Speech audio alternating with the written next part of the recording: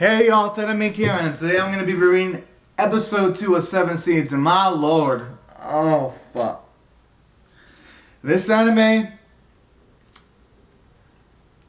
I thought it would improve, but somehow it got fucking worse.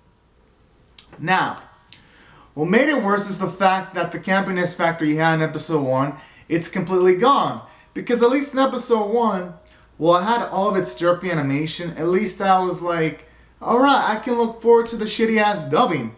Here, the shitty ass dubbing's gone because, for the most part, almost everyone's kind of improved the performances. Except for Semimaru. He's still got, whoever's voicing him, still has that campy feel. But everyone else, they've improved.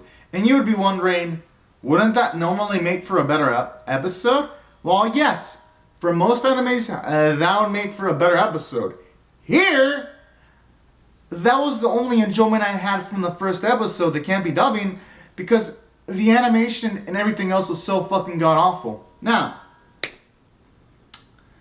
let me discuss the things that this episode did right before I get on to the negative. Now, for the one, we finally have a goal where they're going to try to go to one of the Seven Fujis, Hana's group, because right there, it can increase their chance of survival and getting that information from Yanagai before he dies. And Botan reveals to Arashi that they're actually part of this government experimentation, and people like Botan work for the government where they try to protect these individuals that are put in cryosleep because the Earth, it's predicted that in a certain amount of years that the meteorites are going to hit the Earth, and the top scientists around the world are trying to figure out solutions to get rid of the meteors.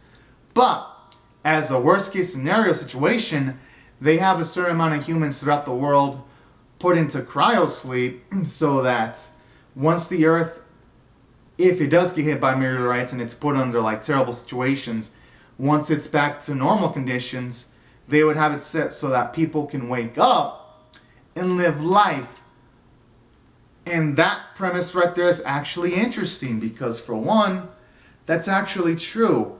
There's always the small chance that a meteor can hit the Earth and end a lot of life. So it's nice to actually get to see that kind of perspective in the series. It's like, damn. And it's a unique sci-fi premise too, actually. So the premise, at the very least, is good. The issue is, though, the execution of everything else is fucking bad because despite that nice premise, there were a lot of downsides in this episode because that's the... Oh, and then there was some nice interaction between the characters, like when Hana's talking to, the girl with, her, with, the hair bun. There was some nice lines here when Hana's like, my dad always said you need the bare essentials, and then she's all like, oh, I'm just hungry. And there are scenes like that are pretty nice, and they breathe life into the characters.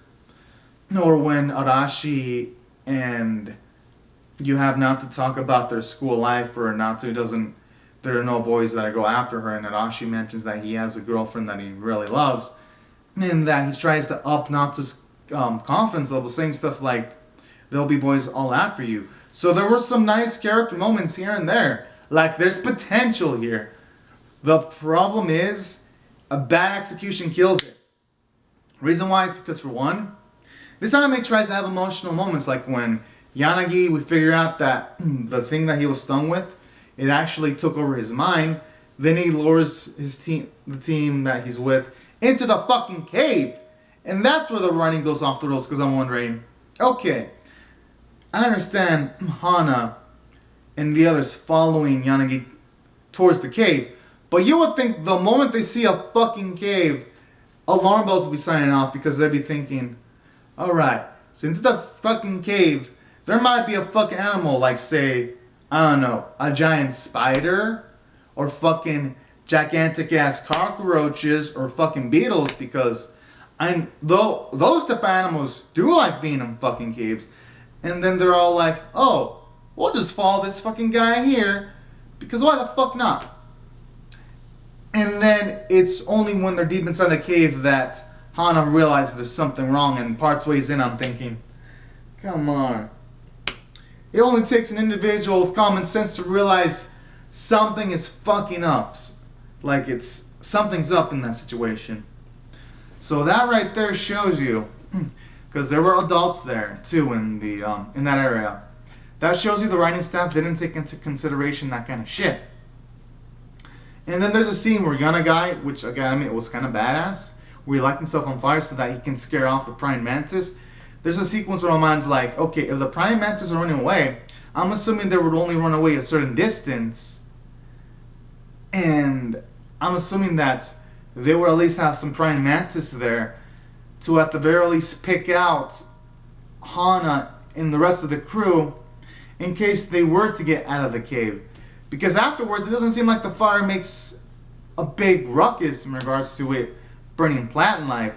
So they could have easily, the mantis, set up some other creatures there to pick off on that crew. But no, they just escaped scot-free. And part ways in, I'm thinking, okay, this script is starting to piss me the fuck off from a story standpoint.